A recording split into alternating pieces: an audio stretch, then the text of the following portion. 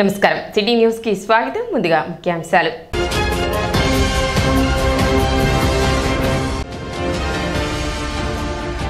తెనాలిలో ఎమ్మెల్సీ ఎన్నికల ప్రచారం నిర్వహించిన ఎమ్మెల్సీ కూటమి అభ్యర్థి ఆలపాటి రాజేంద్ర ప్రసాద్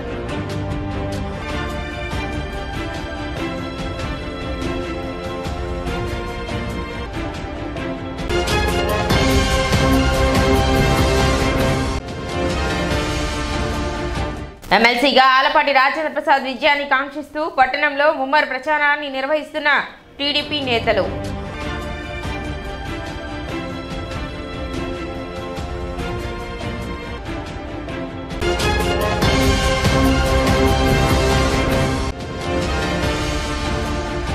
ఈ నెల 15వ తేదీన ప్రత్యేక పారిశుద్ధ్య డ్రైవ్ నిర్వహిస్తున్నట్లు వెల్లడించిన మున్సిపల్ కమిషనర్ బండి శేషన్న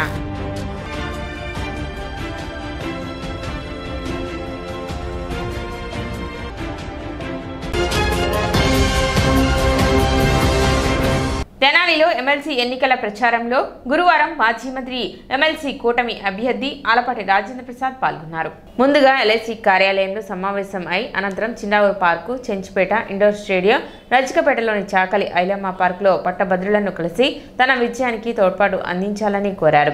ఆలపాటి రాజేంద్ర ప్రసాద్ మాట్లాడుతూ పట్టభద్రులు విజ్ఞతతో ఆలోచించి ఓటు వేయాలన్నారు. కూటమి ప్రభుత్వంలో ఉద్యోగులకు 1వ తారీఖునే జీతాలు వేస్తున్నారు. రాష్ట్ర యువతకు 20 లక్షల ఉద్యోగాలు ఇవ్వడానికి కూటమి ప్రభుత్వం కంకణం కట్టుకుందని అన్నారు. గతంలో చంద్రబాబు నాయుడు రాష్ట్రాన్ని గాడిలో పెట్టి జగన్కి అప్పచెపితే సర్వనాశనం చేశారని ఆరోపించారు. ఎన్నికల్లో తప్పుదోవ పట్టించే ప్రయత్నం వైసీపీ చేస్తుందని విమర్శించారు. ప్రజలకు ఇచ్చిన ప్రతి హామీని నిలబెట్టుకుంటామన్నారు. రాష్ట్రంలో చేతల ప్రభుత్వం ఏర్పడింది. రాష్ట్రాన్ని సంక్షేమంతో పాటు అభివృద్ధితో ముందుకు తీసుకెళ్తామన్నారు. రాష్ట్ర అభివృద్ధి తమ సంకల్పం. ప్రజా రాజధాని నిర్మాణం, రైతాంగం కోసం పోలవరం ఇచ్చిన ప్రతి హామీని అమలు చేస్తామని ఆలపాటి చెప్పారు. రాష్ట్ర అభివృద్ధికి వైసీపీ మోకాళ్లు అడ్డుపడితే మీ కాళ్లే విరుగుతాయని గుర్తుపెట్టుకోవాలన్నారు. పట్టభద్రులు ఆలోచించి అభ్యర్థికి కాదు ప్రగతికి మంచి ఓటు వేయాలన్నారు. ఈ గెలుపు మంచికి చిహ్నంగా కూటమి ప్రభుత్వానికి అందించాలని పట్టభద్రులను ఆలపాటి కోరారు. ఎమ్మెల్సీ బీటీ నాయుడు, కూటమి నేతలు ఈ కార్యక్రమంలో పాల్గొన్నారు. ఈ నెల 27వ తారీఖు జరిగే ఉమ్మడి కృష్ణా, గుంటూరు జిల్లాల పట్టభద్రుల ఎమ్మెల్సీ ఎన్నికల్లో కూటమి బలపరిచిన అభ్యర్థిగా పోటీ చేస్తున్న సందర్భంలో దాదాపు 3,46,000 పట్టభద్రులు ఓటర్లుగా నమోదు చేసుకున్న సందర్భం. మీ అందరూ విజ్ఞతతో ఆలోచించండి.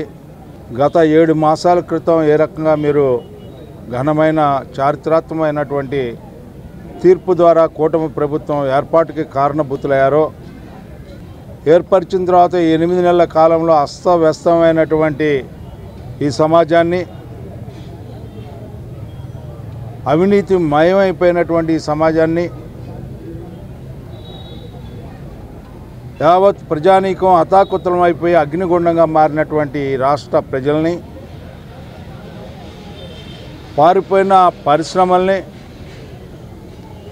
నిర్వీర్యమైపోయినటువంటి పోలవరం ప్రాజెక్టుని ఎంతో వ్యయ ప్రయాసలతో కూడి ప్రజల భాగస్వామ్యంతో ఏర్పడినటువంటి ప్రజా రాజధాని విధ్వంసం, విచ్ఛిన్నం,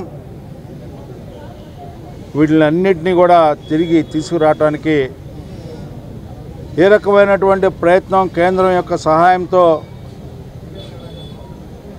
అదేవిధంగా ఈ రాష్ట్రంలో మన రాష్ట్ర ముఖ్యమంత్రి నారా చంద్రబాబు నాయుడు గారు, ఉప ముఖ్యమంత్రి పవన్ కళ్యాణ్ గారు, మన యువ నాయకుడు విద్యాశాఖ మంత్రులు నారా లోకేష్ బాబు గారు నిరంతరం శ్రమించడమే కాకుండా ఫలితాలని 7 నెలల కాలంలోనే అందించినటువంటి ఘనమైన పాలనని మనం ఈ రోజున ఒక మంచి ప్రభుత్వంగా చూస్తున్న ప్రజలారా, కేవలం 7 నెలల కాలంలోనే 6,33,568 కోట్ల పెట్టుబడుల్ని తీసుకురావడమే కాకుండా తద్వారా 4,10,125 ఉద్యోగ వసతులు కల్పించేలాగా చేసినటువంటి నేటి పాలనని గమనించండి. మాయ మాటలు చెప్పి మసిపూసి మారేడికాయ చేసి ముసలి కన్నీరు గార్చి ఈరోజు మా మీద బురద జల్లే కార్యక్రమాన్ని యువతని రెచ్చగొట్టుకుంటూ డిఎస్సి నోటిఫికేషన్ ఇంతవరకు ఇవ్వలేదని చెప్తా ఉన్నారు. గత 5 సంవత్సరాలుగా ఏ రకమైనటువంటి మాయ చేసావు? ఒక్క ఉద్యోగాన్ని ఇచ్చావా నిరుద్యోగ యువతకి? ఈరోజు ఈ ప్రభుత్వం డెత్ బెడ్ మీద నుంచి ఈ ప్రజల్ని బయటికి తీసుకొస్తా ఉన్నారు. ఎక్కడికక్కడ దారుణంగా వ్యవస్థలన్నీ కూడా నిర్వీర్యమైపోయినాయి. వ్యవస్థల్ని కాపాడుకుంటూ గాడి తప్పిన అంశాలన్నింటినీ గాడిలో పెట్టుకుంటూ ఈ రోజున పాలన చేయటం ఎంత కష్టమో ఒక్కసారి ఆలోచన చేయండి. అయినా మీరు చూపించిన విశ్వాసం, నమ్మకాన్ని, అదే మొక్కవోని ధైర్యంతో ఈనాటి కూటమి నాయకుడు నిరంతరం శ్రమించడమే కాకుండా ఫలితాలని ప్రజలకు అందించే ప్రయత్నం చేస్తున్న సందర్భాన్ని మీరు గమనించండి. ఈ రోజున 1వ తారీఖే ఉద్యోగస్తులకి జీతాలు ఇచ్చే కార్యక్రమం గత 5 ఏళ్ళలో ఎప్పుడైనా మనం చూసామా? ఎప్పుడు కూడా బాండ్లు అమ్మాలి, లేకపోతే బాండ్లు వేలానికి వెళ్ళి ఇవాళ రేపో వస్తాయి, ఆ రకంగా ఉద్యోగస్తులకి జీతాలు వచ్చే కార్యక్రమాన్ని మనం చూసాం. ఈనాడు మిమ్మల్ని అందరినీ కూడా బాధ్యతగా కాపాడాలనే ప్రయత్నం చేస్తున్నటువంటి పాలనని గమనించండి. ఖచ్చితంగా ఈనాడు విద్యాశాఖ మంత్రులు చెప్తా ఉన్నారు, జూన్ నాటికల్లా ఏ అయితే ఖాళీలు ఉన్నాయో ఆ ఖాళీలన్నింటినీ కూడా భర్తీ చేసి పాఠశాలని మొదలు పెడతా అని చెప్పినటువంటి నాయకుడు ఈ రోజున 20 లక్షల ఉద్యోగాలు ఈ రాష్ట్ర ప్రజలకి అందించే కార్యక్రమంలో భాగమే. ఈనాడు విద్యాశాఖ మంత్రి గారు కంకణం కట్టుకున్నారు. అన్న మాట నిలబెట్టుకోవడం అనేది మా కూటమి యొక్క సంకల్పం. మీలాగా గతంలో ఈ రాష్ట్రానికి రాజధాని లేకుండా 16,000 కోట్ల లోటు బడ్జెట్తో ఈ రాష్ట్రాన్ని అప్పజెప్తే ఆనాడు ప్రభుత్వ ఉద్యోగులకి పక్క రాష్ట్రం కంటే, మెరుగైన రాష్ట్రం కంటే 43 ఫిట్మెంట్ ఇచ్చినటువంటి నాయకత్వం చంద్రబాబు నాయుడు గారు.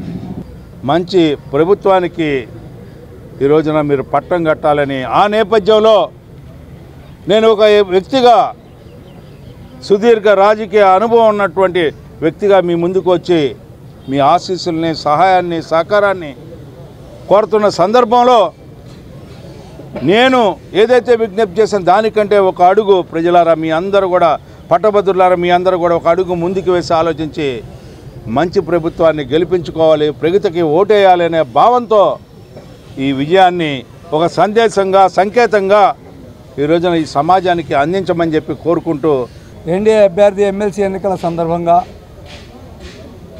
మన అభ్యర్థి గౌరవనీయులు మన ప్రియతమ నాయకులు ఆలపాటి రాజేంద్ర ప్రసాద్ గారికి పట్టభద్రుల ఓట్లు ఎక్కువ శాతం పోల్ చేపించే విధంగా చేసి మెజార్టీ ఎక్కువ తెచ్చి మరి యొక్క రాజా గారి యొక్క సేవలు, మరి గ్రాడ్యుయేట్స్ అందరూ ఏ విధంగా ఆయన సేవలు సర్వీస్ చేసుకోవాలో అవన్నీ మనం గమనించి ఆయనకి భారీ స్థాయి మెజార్టీతో గెలిపించాలని, అంతేకాకుండా మరి రాజా గారి యొక్క ఆలోచన విధానం ఏ విధంగా ఉంటుంది, మరి వారి అంతా అందుబాటులో ఉండి మరి బడుగు బలహీన వర్గాల వాళ్ళకి ఏ విధంగా సర్వీస్ చేస్తారు అవన్నీ మీరు గమనించి మీరు భారీ స్థాయిలో మరి రేపు రాబోయే 27వ తారీఖున ఎన్నికల్లో పూర్తిగా మెజార్టీ వచ్చే విధంగా మీరు అందరూ.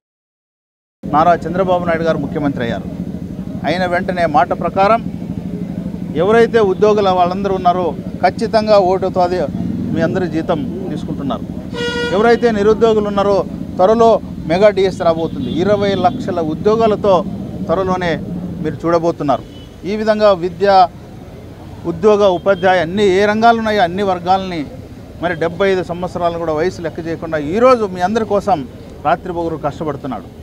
బడ్జెట్ సమావేశాలు 24 స్టార్ట్ అవుతున్నాయి. మొన్ననే లెక్కలు చూసాం, దాదాపు 14 లక్షల కోట్ల అప్పుతో ఉంది రాష్ట్రం. ఆయన చేసినటువంటి అప్పును వడ్డీ పూడ్చాలి, నెలసే జీతాలు ఇవ్వాలి, సంక్షేమ అభివృద్ధి కార్యక్రమాలు చేపట్టాలి. ఈ పరిస్థితిలో మరి గ్రాడ్యుయేట్ ఎలక్షన్స్ వచ్చినాయి.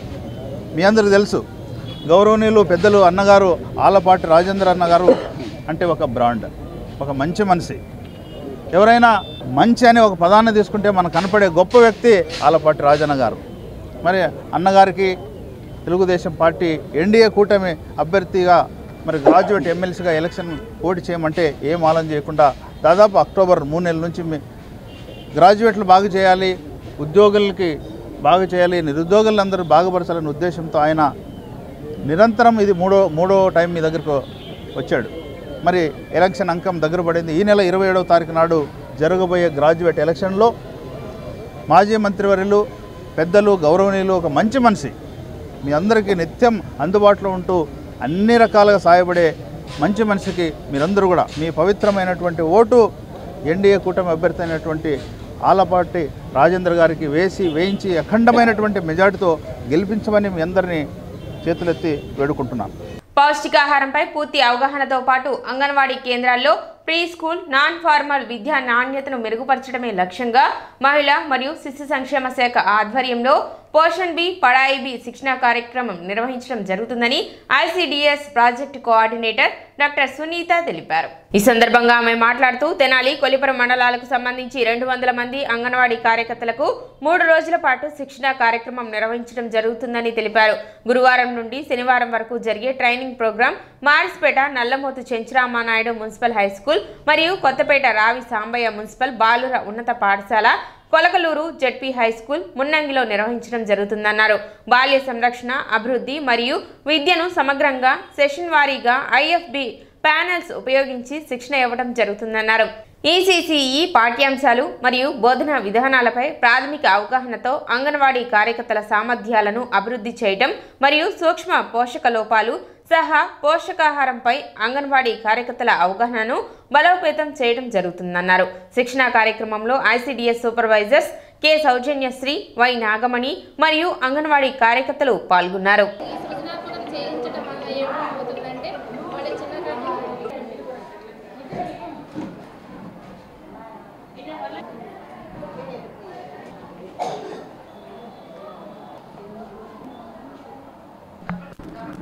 ఐసిడిఎస్ ప్రాజెక్టు తెనాలి పరిధిలో ఉన్నటువంటి 200 అంగన్వాడీ కేంద్రాల్లో ఉన్న అంగన్వాడీ కార్యకర్తలకు ఈరోజు తెనాలి మున్సిపాలిటీ, తెనాలి రూరల్, కొల్లిపురం మండలంలోని 4 హై స్కూల్స్లో వీళ్ళకి పోషణ్ బి పడాయి బి మీద అవగాహన శిక్షణా కార్యక్రమం అనేది జరుగుతుంది.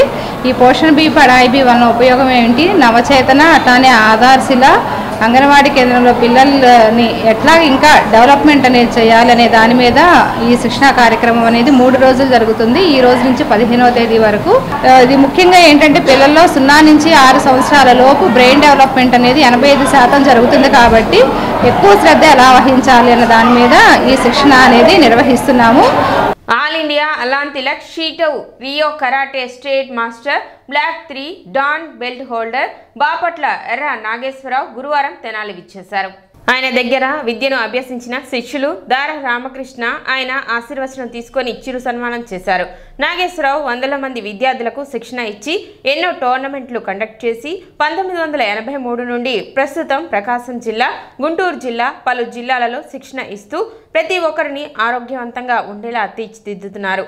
ఆయనను కలుసుకొని సత్కరించుకోవడం సంతోషంగా ఉందన్నారు. నేను ఒక 35 సంవత్సరాల క్రితం ఆయన దగ్గర విద్యని నేర్చుకున్నాను.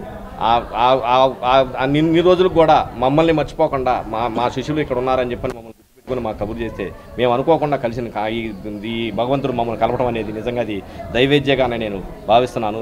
మా గురువారిని ఇలా చిరు సత్కారం చేసుకోవడం అనేది చాలా అదృష్టంగా భావిస్తున్నాను.